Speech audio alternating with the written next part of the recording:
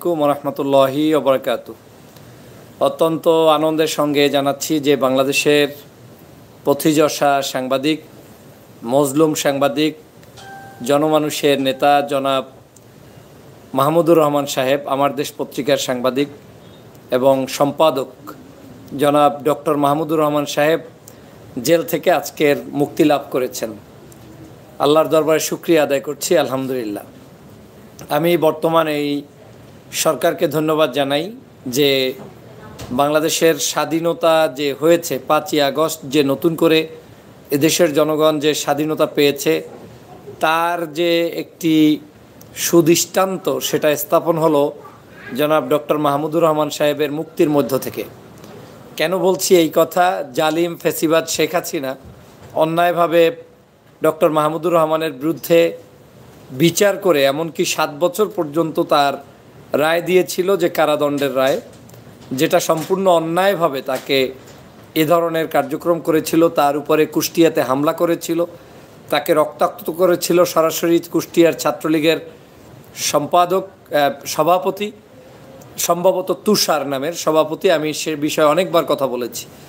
আজকের এই মুহূর্তে বাংলাদেশে একটি দেশের স্বাধীন সরকার যে প্রতিষ্ঠিত হয়েছে তার প্রমাণটা আমরা মাহমুদুর রহমান স্যারের মুক্তিতে পেয়েছি। আপনি নিজেকেই প্রশ্ন করুন, যদি আজকের ডক্টর মোহাম্মদ ইউনূস সাহেবের কিংবা তার নেতৃত্বে জেনারেল ওয়াকারুজ্জামান এবং আমাদের অন্য যারা রয়েছেন, ডক্টর আসিফ নজরুল স্যার সহ যারা আছেন, যদি আজকের এই সরকার এই মুহূর্তে ক্ষমতায় না থাকতেন, তাহলে নিশ্চিত থাকেন যে ডক্টর মাহমুদুর রহমান সাহেব জামিন তো দূরের কথা, বাংলাদেশেই প্রবেশ করতে পারতেন না। এটাই হচ্ছে বাস্তব সত্য কথা।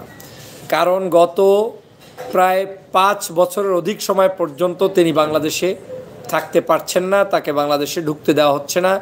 তাকে ঢুকলেই অন্যায়ভাবে অ্যারেস্ট করে জেলের মধ্যে ঢুকাবে, এটাই ছিল বাস্তবতা।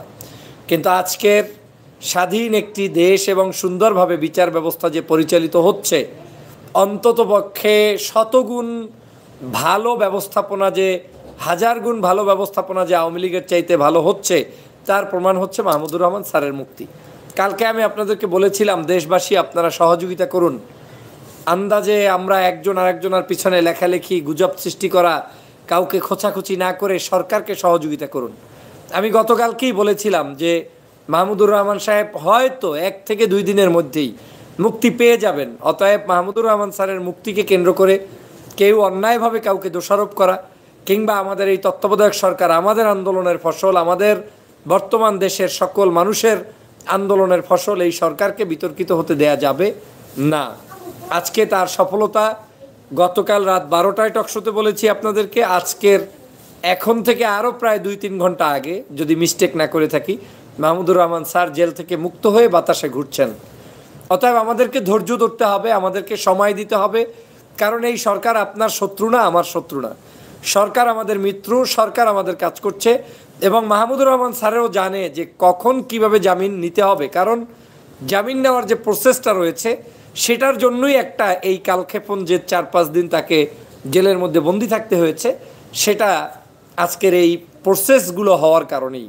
অতএব আমি মাহমুদুর রহমান সাহেবের মতো একজন সৎ সাহসী কর্মবীরকে, যে স্বাধীনভাবে বাংলাদেশের এই আইন ব্যবস্থাপনা, এই সরকার কোনো ধরনের তাদের কি বলে ওটাকে, নিজেদের কোনো শাসন ব্যবস্থা না চাপিয়ে স্বাধীন শাসন ব্যবস্থার আজকের কারণেই মাহমুদুর রহমান সাহেব মুক্তি পেয়েছেন, সেজন্য এই সরকারকে ধন্যবাদ জানাই। আইনের যারা আজকের তাকে মুক্তির ব্যবস্থা করেছেন তাদের প্রতি আমি ধন্যবাদ জানাই, কৃতজ্ঞতা জানাই এবং বাংলাদেশের সর্বসাধারণের প্রতি কৃতজ্ঞতা জানাই। এবং যারা মাহমুদুর রহমান স্যারকে মুক্তি দেওয়ার জন্য মুক্তি আন্দোলন করেছেন, যারা বিভিন্নভাবে সংগ্রাম করেছেন, আপনাদেরকেও আমি ধন্যবাদ জানাই। কারণ গণতন্ত্রের এটাই একটা ভাষা, যে কেউ কথা বলবেন, কেউ আইনগতভাবে আইনটাকে সঠিকভাবে প্রয়োগ করবেন, কেউ আবার লেখালেখি করবেন। কিন্তু এটাও বাস্তব যে আপনাদের এই বক্তব্য, আপনাদের এই দাবি, আপনাদের এই আহ্বানগুলোই সরকারের বিভিন্ন জায়গায় পৌঁছেছে, আইন বিচার আদালতের জায়গায় পৌঁছেছে, সেজন্য আপনাদেরকে ধন্যবাদ জানাই।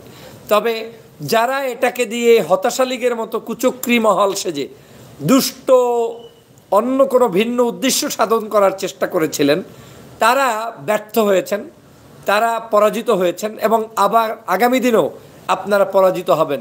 কারণ মাহমুদুর রহমান বাংলাদেশের সম্পদ, দেশের মানুষের সম্পদ, বাংলাদেশের জনগণের সম্পদ এবং আমাদের সকলের সম্পদ এবং একজন শ্রদ্ধাস্পদ ব্যক্তিত্ব।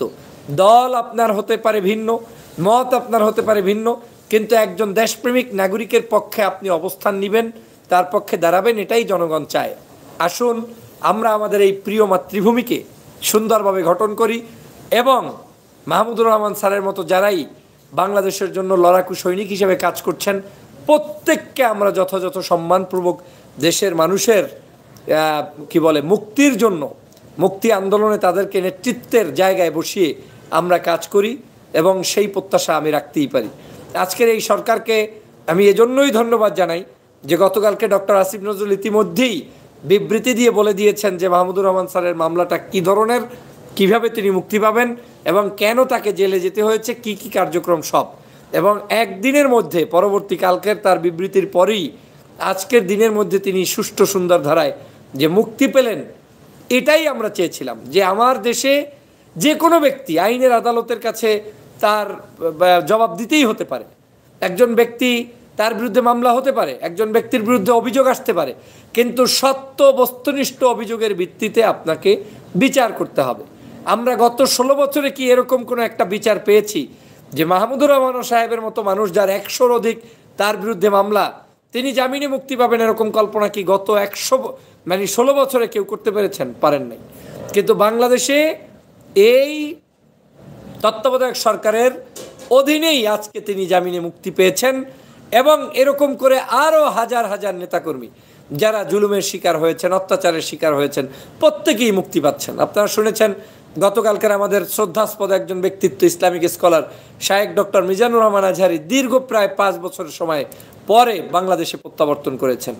এই যে স্বাধীনতা, এটাই আমাদের স্বাধীনতা, যে আজ আমার দেশে আলেম থাকবে, কবি থাকবে, সাহিত্যিক থাকবে, সবাই গিয়ে এই দেশটাকে গঠন করবে, সেরকম একটা পরিস্থিতি ইতিমধ্যেই শুরু হয়েছে। এবং এই পরিস্থিতিটাকে লম্বা সময় ধরে টিকিয়ে রাখতে হলে ঐক্যবদ্ধ হওয়ার কোনো বিকল্প নেই।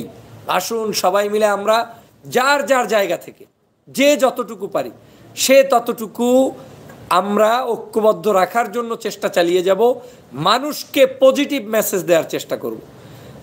দুইটা সরকারের মধ্যে পার্থক্য কি দেখেন? একই আওয়ামী লীগ সরকারের বিরুদ্ধে আপনি সারাদিনও কথা বলেছেন, টকশো করেছেন, বিচার চেয়েছেন, তার বিরুদ্ধে স্লোগান তুলেছেন, কিন্তু তার কাছে সবই ছিল বেআইনি। মানে কোনো ব্যক্তি জামিন পাবে না, বলে এটা আইনে নাই। খালেদা জিয়া জামিন পাবে না, বলে এটা আইনে নাই, অমুক নাই, তমুক নাই। আর আজকে কিন্তু দেশ নেত্রী বেগম খালেদা জিয়া মুক্ত, আজকে কিন্তু আমার দেশ সম্পাদক মাহমুদুর রহমান মুক্ত, আজকে কিন্তু বাংলাদেশের বড় বড় রাজনৈতিক দলের নেতৃবৃন্দ মুক্ত, আজকে জামাতের আমির ডাক্তার শফিকুর রহমান সাহেব মুক্ত। এভাবে করে দল মতের ঊর্ধ্বে উঠে প্রত্যেকেই মুক্ত আকাশে। এটাই তো স্বাধীনতা, এই স্বাধীনতাই আমরা চেয়েছিলাম।